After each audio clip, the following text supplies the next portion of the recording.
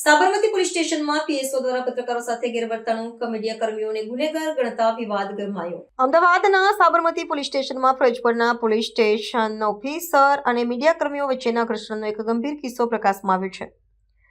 લોકશાહીના ચોથા સ્તંભ સમાન પત્રકારો સાથે ગુનેગારો જેવું વર્તન કરવામાં આવ્યું હોવાના આક્ષેપ સાથે શહેરમાં ભારે વિવાદ સર્જાયો છે। માહિતી મેળવવા અને પોતાની ફરજ બજાવવા ગયેલા પત્રકારો સાથે પોલીસ સ્ટેશનમાં થયેલા અસભ્ય વર્તને પોલીસ તંત્રની કામગીરી અને પારદર્શિતા સામે ગંભીર સવાલો ઉભા કર્યા છે।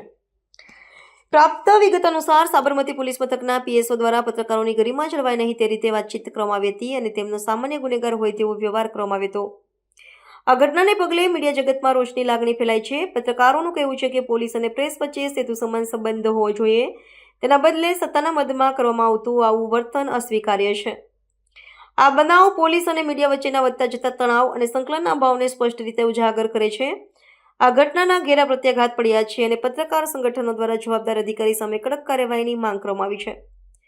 પત્રકારોને ગુનેગારની જેમ વર્તવું એ લોકશાહીના ચોથા સ્તંભનું સીધું અપમાન છે તેવો સૂર વ્યક્ત કરતા મીડિયા કર્મીઓએ ઉચ્ચ પોલીસ અધિકારીઓનું ધ્યાન દોર્યું છે। પોલીસ અને મીડિયા વચ્ચેના સંબંધોમાં પડેલી આ તિરાડને પૂરવા અને ભવિષ્યમાં આવા બનાવો અટકાવવા માટે તંત્ર દ્વારા તાત્કાલિક પગલાં લેવામાં આવે તે અનિવાર્ય બન્યું છે।